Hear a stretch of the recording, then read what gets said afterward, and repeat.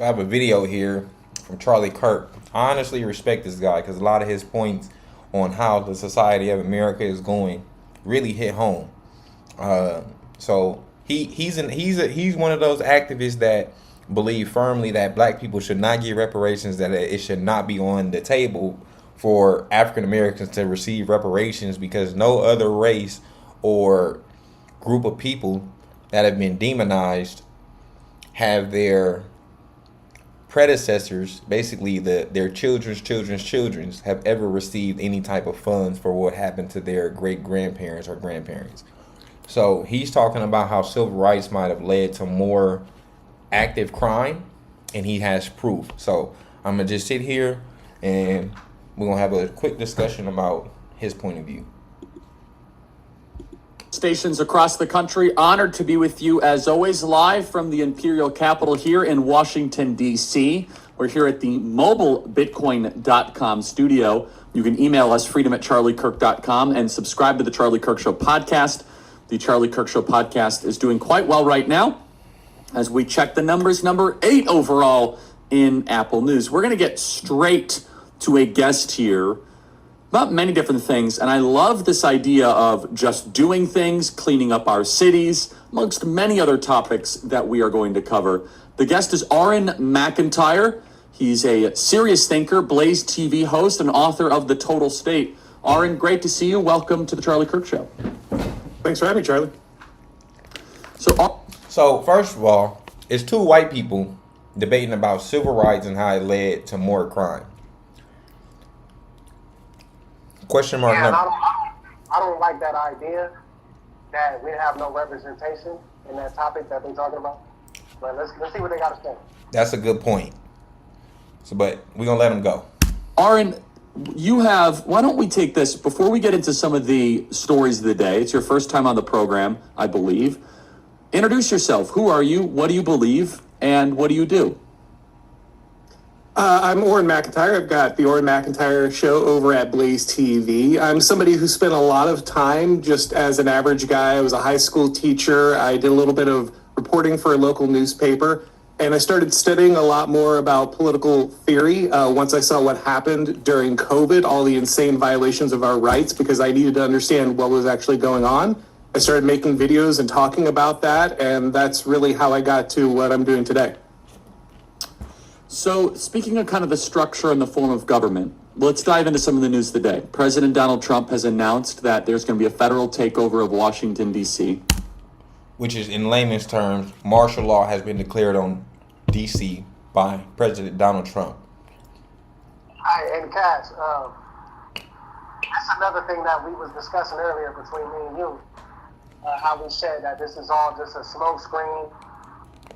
It's not really for crime. Crime has existed in Washington, D.C. for over 50 years that I know of, and probably even more than that. They've been the murder capital multiple times. And I think it's kind of overblown, and I think it's possibly a smoke screen. Crime been happening up there. Indeed. And to piggyback off of that, I've lived in D.C. for actually a year, and that was in 2017. When I lived there, all of the black residents were basically super hesitant that they were getting re-gentrified and pushed out of their communities. So how can the uptick from 2017 of crime going down from gentrification around the DC area to it escalating back up? Is that a smokescreen for something like we might be at war and we're trying to protect the Capitol? Who knows? Let's watch this video though.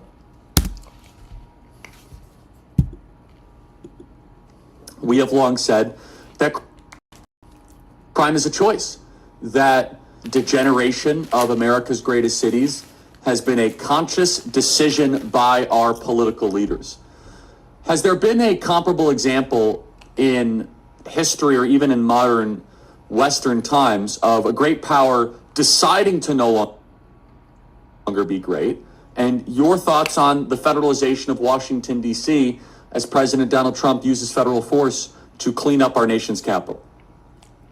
I think it's a constant feature of declining societies, especially declining empires, that they lose the will to make the hard choices, that decisions become increasingly difficult because everyone wants to avoid accountability and responsibility. Laws get put into place just to protect the criminals because ultimately it's fear of the process, the people, actual time, the people being the other ones seeing is the willingness to say no, lotteries, American laws, and everybody else who's trying to put all these barriers between us and keeping the people safe. We're going to start ignoring those. We have the ultimate legislative authority over Washington, D.C. was never supposed to be its own political interest and to increase crime by putting these type of soft on crime policies in place. I think a lot of people have been waiting for moves like this from Donald Trump, and they're very encouraged to see him taking this kind of action.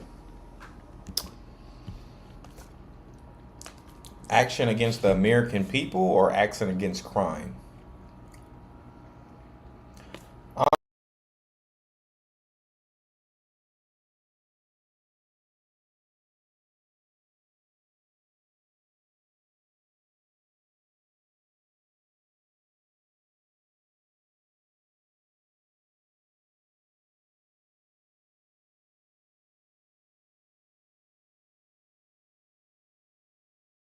Honestly, in my interpretation, I've never wanted Donald Trump to solve the crime problem. I didn't think we had a crime problem in America. I thought we had a financial problem. The middle class was shrinking, the poor class was growing, and the rich class was growing. I think we had a division in America, not a crime problem. Crime and Sorry, go ahead. go ahead, brother. See, the thing about the financial problem that you're speaking of, that's causing a crime problem. Exactly. The main thing. People are in poverty, and it's going to be people out there that try to get it how they live. That I'm quoting them on what they would say. They try to get it how they live, and how they live is a life of crime because, unfortunately, there's less opportunities. It's less opportunities than there's ever been in this country for the American citizen, particularly a young black man. Indeed. Which in result will cause crime to go up. Which is the reason why, in the argument of the black community right now, just 10 years ago, if you were 16, 17, 15 trying to get a job in your local area of your low and poverty community, you can go get hired at McDonald's, Dollar General, Walmart. Now all those jobs are being taken by illegal immigrants who are now coming in, getting hired by other illegal immigrants that have been here for 20 plus years, not hiring the inner youth in these cities such as DC, which was quote unquote Chocolate City not too long ago. So how do we go from a place that was thriving in near the U.S. Capitol and the U.S. presidency to it being now deemed under martial law just because you say crime has overtaken? If you gave these people opportunities and not just bled off their backs, it would give them less time on the street and more time in a facility, basically in the prosperity of America. But let's keep watching this. Wait, and then, hold on. I wanted to add another thing because I don't want people to get confused. Wherever there's a heavily populated area, there's going to be crime. Okay, so it doesn't matter in this country, it doesn't matter what city, it doesn't matter what side of the globe. There's going to be crime in a highly dense populated area. No matter skin color, cultural backgrounds, geological location. It's a fact. I agree with that. Of course, the press is up in arms over all of it. And it's not that crime is hard to stop. It's that it's mildly unpleasant to stop. And we have decided that if some groups will go to prison more often than others, then it's just not worth having real laws. Yeah, Charlie, that's what reflected. Yeah, please, Aaron, please. Oh, I'm sorry. Yeah, just that we see that reflected all over our society. That ultimately, what people are worried about more is offense than actual safety. And so over and over again, we see people choosing not to offend certain groups, to placate certain politically correct theories about how society works, as opposed to look at how society is really working and taking action. And so a lot of people will notice, for instance, that certain groups, such as Black Americans, often commit higher crimes, but it is unfashionable to admit this, and noticing that more of these people would go to jail should people be actually arrested and the law enforced means that we have to pull back on the actual crime enforcement. And I believe you've talked to Steve Saylor about this kind of impact that we see over again from kind of the perceptions our society has about how we should treat crime. And this is ultimately damaging people. So once again, like you said, we know how to solve this problem. It's not that crime is a mystery. We know what works, but we simply chose not to enforce it because ultimately crime is a policy choice. You can choose between actually enforcing the law and keeping people safe and having a free and equal society in which you understand that ultimately some groups who commit more crimes may end up in jail more often, or you can play, this game of obfuscating what's actually going on, being soft on these policies, ultimately hurting the very people who are contributing to society, just so you can please a bunch. Okay, so historically, they've always said that black people commit more crimes against black people. White people commit more crimes against white people. Mexicans commit more crimes against Mexicans. I'll say that to say that crime is based off of communities and atmosphere within that community. If crime is high in the black community, I'm more than certain that America has statistical data to back up why crimes. It's either because, like prime example in Dallas, jobs are down but AIDS are up between the ages of 13 to 21, meaning that more black African Americans are finding solitude, finding wholeness within sexual relations as opposed they are getting money. Meaning that if you're poor having sex, of course, the babies that you produce are going to be more prone to crime because they have less ability to go out and find a sustainable lifestyle to fit where they're trying to go, to get out of that black community where there is no proper opportunities for them to relieve themselves. Bunch of people who ultimately probably aren't voting, aren't contributing, are being involved in the body politic anyway. The Mike Cernovich had a phenomenal tweet last evening where MSNBC's up in arms and they're saying, oh, this is just a bunch of lies. DC, the crime is coming down. Understand, it's down from record highs post 2020, but it's not down of where it was 20 years ago. But this is an open offer, and Cernovich was exactly right. For any member of the press, this shows the fraud that they are. Why don't you go walk the Navy Yard with a GoPro at midnight, no armed security, no weapons, and live stream what you see? Why don't you go walk the Navy Yard, MSNBC, any one of these members of the press? You don't get any armored cars, no police support. Just walk the streets, show us how safe they are, and then, by the way, you'll get big ratings. Expose the president's lies. I could walk the streets of Tokyo at night. When I walk the streets of Tokyo, there'll be no thugs or gangbangers, criminal members. All these members of the press, this is the key, they live in Northern Virginia or Maryland. Why don't they just live over the Anacostia? I just want to state a fact because I don't want nobody to get misled by what he's saying. There's gang members in Tokyo. I mean, it's ran by a whole criminal syndicate called the Triads and the Yakuza. So I just wanted to, that's a myth that he's talking about. There's definitely crime and there's definitely criminals out there. It may be lower than American cities, of course, but we have so many freedoms here that, you can see how that may be. To piggyback off his point, they also don't televise crime in these other places. They don't televise Russian crime, Chinese crime, crime. Here in America, they literally established the news to shock fear into their civilians. They only used to post killings and car crashes and deaths on the news. So if you're being fed that all the time, then that's all you're going to see. But to continue. River. It's a lot closer to where they work. And of course, the not to mention, during the Ronald Reagan administration, it was a propaganda to paint African American children as super predators. That's where you get the New York Five, or the 5 kids that basically got charged with raping and beating that white woman but never did it. The key element of this is they're big talkers, but they even know how wildly undangerous Washington, D.C. has come. You mentioned something such as disparate impact. Aaron, do you believe this idea of disparate impact, that more black people might go to jail if you're tough on crime? Is that one of the modern original sins as to why we have allowed the country to descend into a more dangerous and at times third world unrecognizable environment. I like Charlie. I really do. But for this segment, he might be about 75 to 85% wrong. If he Yeah, I agree. if he's going to sit here and say that the majority of crime committed in America is solely black African Americans, he's a liar.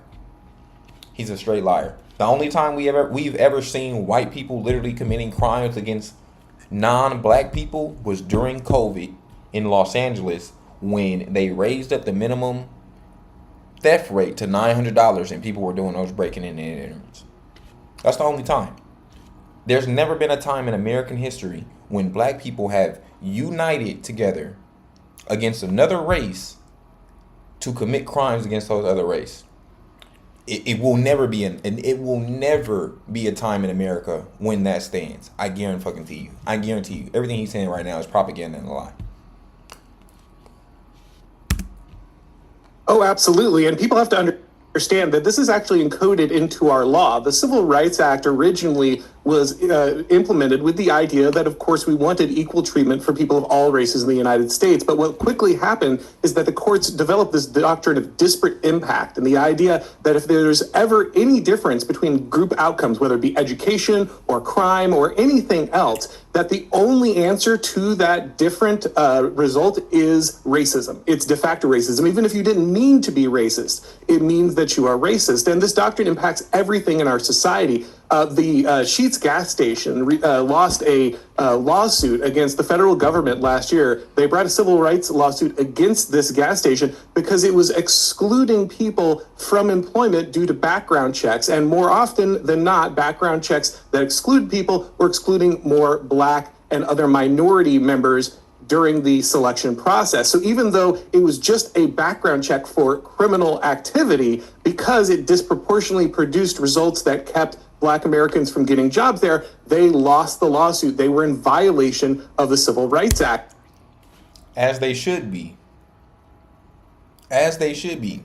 You know damn well the only black person that is going to apply to work at a gas station is an ex-con or a 16, 17, 18-year-old. And there's no way that in the DC metropolitan area, where there is a diversity of more immigrants that run the businesses there. I've lived in DC. Black people run 50% of the businesses, but the other 50% are definitely immigration. If you're only trying to hire your people, you're going to put an application on there that goes typical to the demographic that you're not trying to hire. Right, and a perfect example of that is on applications, they look for a bilingual person. So that's just an example of what Kaz is saying right now. Exactly. That's even more of a reason. If you see bilingual, must be bilingual. That's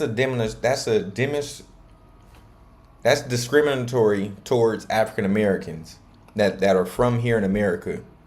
That is the reason why Donald Trump made English the first language of America, because now you can't put bilingual on an application. It's discriminatory. It has to be a plus. Exactly. And this attitude impacts everything, our policing, our schools. I used to be a public school teacher. I was in a majority minority school, and in that school, it was made very clear that we could not discipline or fail our students because they were minority students, and disproportionately, that would show that we were racist, even though they were the majority of the student body, and it would simply make sense that more minority students were going to be failed or expelled in that environment. It didn't matter. So this doesn't just affect crime. Okay, and I believe that, and see, this is the thing, man. I don't agree with nothing this man is saying. I don't even agree with the topic. I mean, that is clearly a lie. I've never heard of a school in an urban minority environment where they couldn't fail a student. I've never heard of a bad student that couldn't get an F. I've never heard of that, and I just believe that's a lie. That's a bold-faced lie, and yeah, it's kind of crazy that he said that. I mean, how do you feel about that, Gary? I agree. It used to be a conspiracy in the black community. Like if in public schools in lower inner city areas, it used to be a conspiracy that if this athlete was capable of going D1 or to the pros, but was academically illiterate, he was still due to pass. Whether if it was a C, a D minus, didn't matter. He was still due to pass to move him along the level. Never have in the black community, I don't even think since the goddamn 50s, have we ever been at reading level, mathematician level. That's why they came up with the SAT scores, those biased tests that are culturally directed towards Asians and whites. So what he's saying is literally an outsider looking down and inside of a circle that he has no idea of the cultural norms that we go through in our own community. Yeah, you were a teacher teaching black African Americans, but prior to you going to that school, those 22 years of your life, you probably spent as a privileged white kid living in the suburbs to go teach African Americans to give back to a community that you thought needed your help. Sorry, sir, we don't need your help. We need things to be fair and we can help ourselves. In DC, this affects how your child is educated in the public school down the street. The Civil Rights Act was a new founding where we decided to discard the U.S. Constitution and reconstitute the story, the mantra, the creed, and the vision of America. And you even see this in... Because we were never embedded in that, and we built this place. Before the immigrants, before the Mexicans, before the Indians, black people built this place. And we were never included in that Constitution. In the Constitution, verbatim, it says that if you are not of white, pure descent, you are 3/5 of a man. They were talking about us. There's only two nationalities here in America, white and black. So the fact that you don't include us in the original blueprint of the foundation of America, when we've been here since day one, you have to give it something. You have to rewrite the Constitution because it wasn't written right in the first place. in Republican circles as well. They say, well, the Civil Rights Act corrected a lot of the errors of the Constitution. No, it didn't. The Civil Rights Act was a completely new creation. Of course, it was well intended by some. We have acknowledged that many times. But the Civil Rights Act at its core was a new founding. It was the discard what happened prior. The Constitution says people have equal rights. Imagine just treating people equally. The Civil Rights Act does not treat people equally because the legal theory under the Civil Rights Act is disparate impact. And so therefore you can't arrest a bunch of criminals in DC because you might be disproportionately arresting black men, and that might be deemed as racist. It is. Yeah, man, but that's just not true, bro. I mean, if you do a crime, you can get arrested for it. That's what I just don't understand. And I hope that people are not buying into this. Because this is complete propaganda. And it's coming out as prejudice, if not downright racist. He's trying to say that you could do a crime and can't be charged for it. That's not true. That's just not true. In no way was that the foundation of why the civil rights and Malcolm X and Martin Luther King fought for rights. It was only about equal justification. We want to go be able to eat at the same restaurants. We want the same business opportunities. We want to be able to go fund our own colleges. We want to be able to get the same allocation that we want to be able to get the same mortgage rate as the white person and not have to pay the fucking 20% when they're paying only 3%. We want to be able to go get and build factories. We want to be able to start businesses and not have the financial government taxing us at 28% when they're only taxing the white at 5%. We just want. And if anything, if we were such a protected class, then that means anybody that attacks blacks, it should be the same thing as attacking Asians or Mexicans or gays. It should be a hate crime. Yeah, a hate crime, and they haven't even made that a hate crime. Exactly. And blacks have continuously been victims of white privilege. I was to say that. White privilege, not racism. Racism doesn't exist anymore, but white privilege definitely still exists to this day. And what he's using right now to fight this argument, I don't even know why he's even touching this topic, is white privilege. Exactly. And I would just like to piggyback off that, and I would just like to tell Cash, I disagree. Racism definitely exists. It just doesn't exist to the same magnitude, especially in some of these big cities that are very diverse. But it definitely exists. If you go to the wrong places, you will experience racism. And how modern America is largely based on this idea of disparate impact, critical theory that has grown into all of our institutions going back to the Civil Rights Act. Yeah, it's absolutely wild what conservatives will allow under the name of the Civil Rights Act. Normally, we would recognize a program that basically had the legal right to go into every business, into every school, into every organization, and demand how they organize themselves, who they can hire, how they can do business. We would recognize that as a Soviet-style engineering program. No. This is not a dictator. This is freedom to be an American. If I'm living next door to a white person and they literally, and we're friends, we're best friends, we're past the racism, we're past the discriminatory, we're just raising families. And this man tells me, yeah, man, the house I bought was $200,000. Man, I got a 3% interest rate for 15 years. And the black man literally, and he's like, damn, what's your credit score? Oh, I got a 780. The black man like, oh, I got an 800. But I got to pay $400,000 at a 28% interest rate, and I got the same income. I make more money than you. That's the opportunities we wanted. They're acting like redlining did not exist back in the 50s and the 60s, brother. What the hell are these people talking about? What are they talking about right now? These two white men are embarrassing themselves, and I rock with Charlie, bro. I literally rock with Charlie. But he is making a complete fool of himself, and this man is doing a better job at it than Charlie is.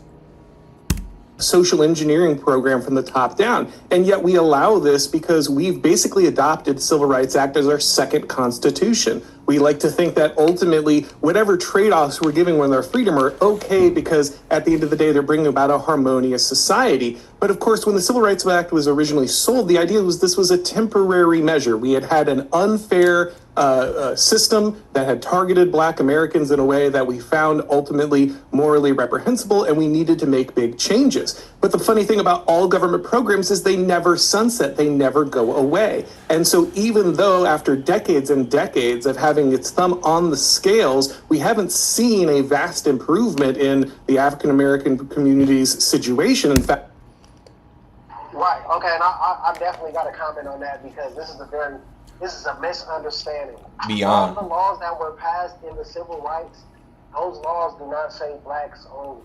It says minorities. Exactly. All minorities, immigrants, and everything.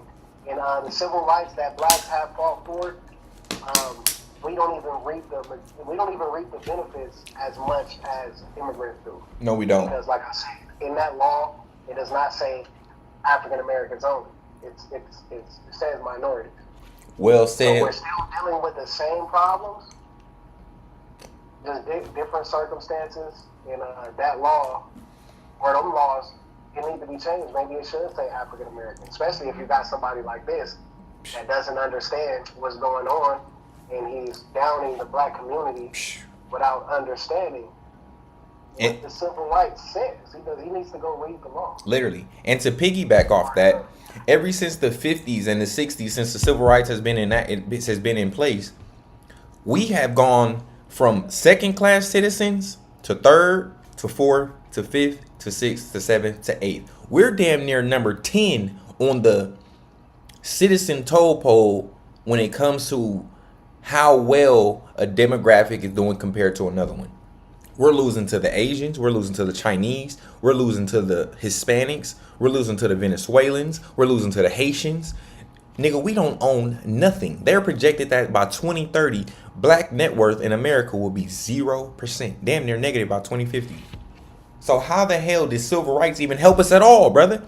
After civil rights, nigga, you niggas blew up Tulsa, Oklahoma, because it was the Black Wall Street competing with the National Wall Street in New York, brother. What are you talking about? This is what it looks like when a white person talks about a Black system that they have no fucking idea about. We had to go through redlining. Immigrants ain't had to go through that. We had to go through immigrants being hired in management positions and not hiring more black peoples. No other race has gone through that in America. We went from second class citizens to now seventh or eighth class citizens in our own country that we built. And now we got two white people on here talking about, with 3.72 million subscribers, talking about how the Civil Rights Act increased more crime. You son of a bitch. You motherfucker. Okay. In fact, in many ways, we've seen it degrade due to the Civil Rights Act. Despite that, we continue to say the only option is to pour more and more effort into this. And each time we're giving away different freedoms and giving the government a blank check to involve itself in all of our lives. Think about the ways in which the Civil Rights Act was abused with all of the trans and all the gender madness. The way that... And this is what Inspired Minds just said. When they first created the Civil Rights Act, it wasn't specifically African Americans. It said minority, which included 30 years later, 100 years later almost, 75 years later, the trans community, the Hispanic community, the Asian community that now have hate crimes when black people were attacking them during COVID. Then you get George Floyd with somebody on his neck, Trayvon Martin. The list goes on and on, brother. Right. And basically what it equals down to is other people piggybacking off of our fight. Go ahead. That it can be used to pressure all of these different organizations to take action. This is, again, a blank check on government for government power that Republicans would never allow in any other situation, but have embraced because they're so terrified of being called racist. Because if you point out that this program has run its course and the government no longer needs this power, we're not going to go back.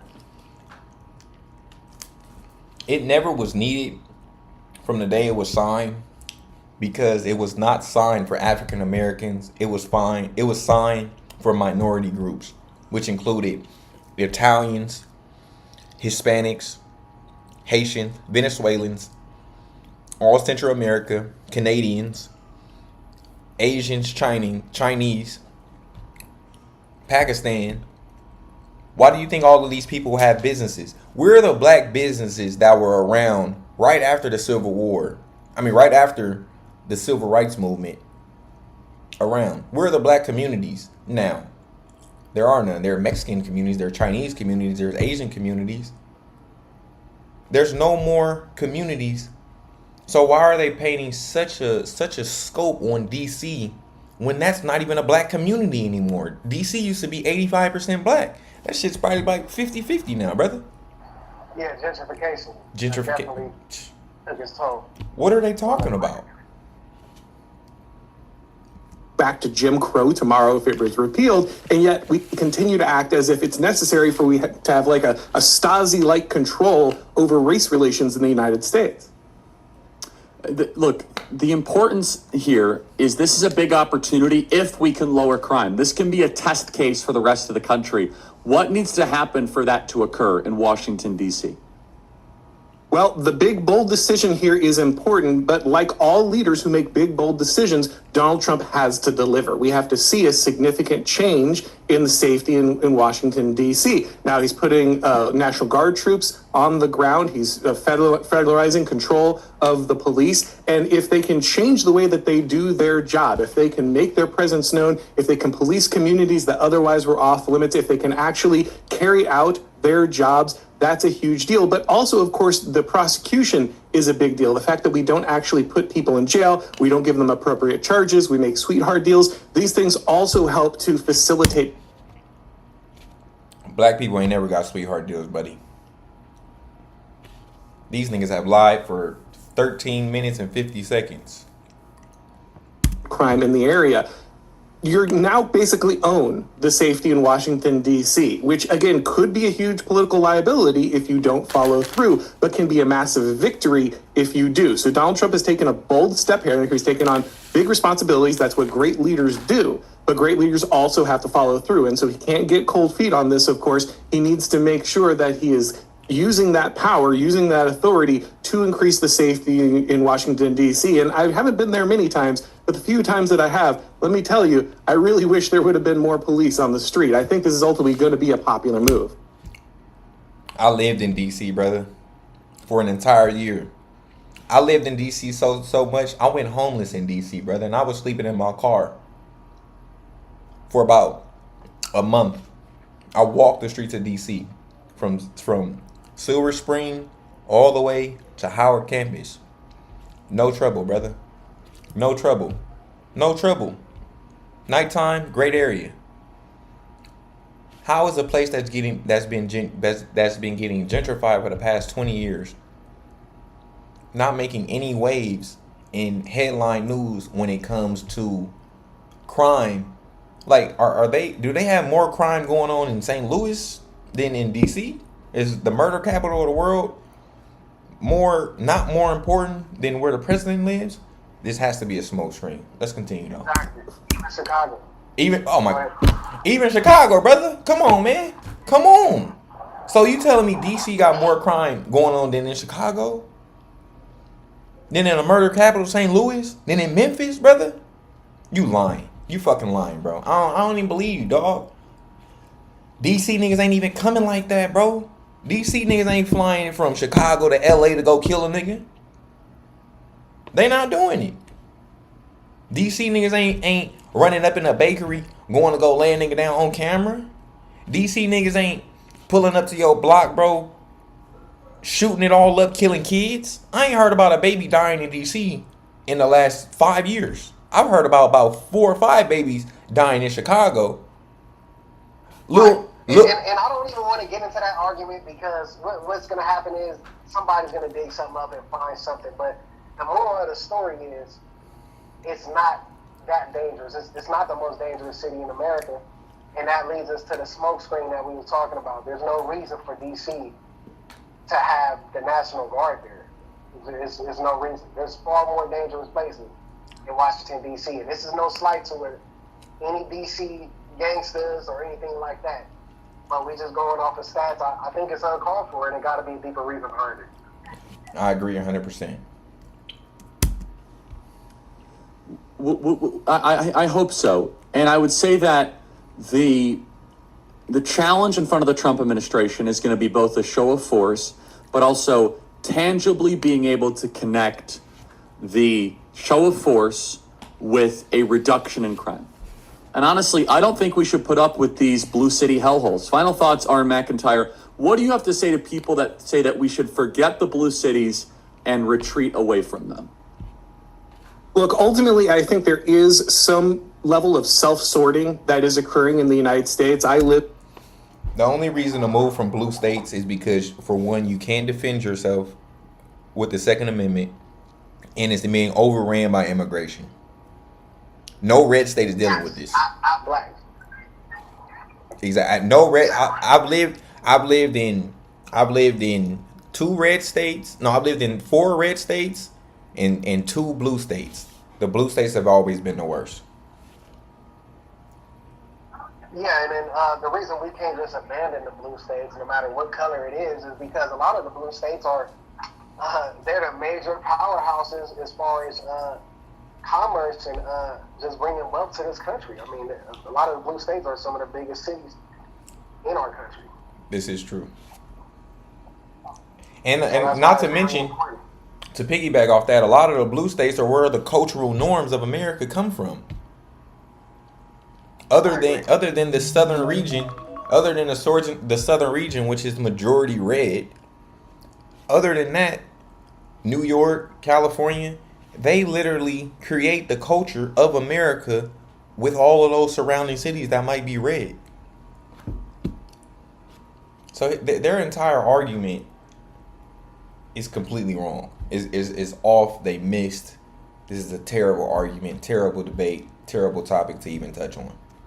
Live in Florida, where a lot of people fled during the COVID madness because they wanted to live in a state that was sane and wouldn't steal their freedoms due to this biomedical tyranny. But at the same time, we have to recognize that blue cities are some of our most important cultural and economic production spots in the United States. And the real problem with blue cities is that they're run by by the Democrats, and obviously are soft on the populations that might be creating crime there. And so something that has to change ultimately is that these guys can't be allowed to continue these policies that are destroying some of our most important cities and states. Now, Trump has already talked about the possibility of expanding this program beyond Washington, D.C. That has a whole nother mess of legal categories that you have to deal with. Obviously, the president has far more direct power over Washington, D.C. due to the constitutional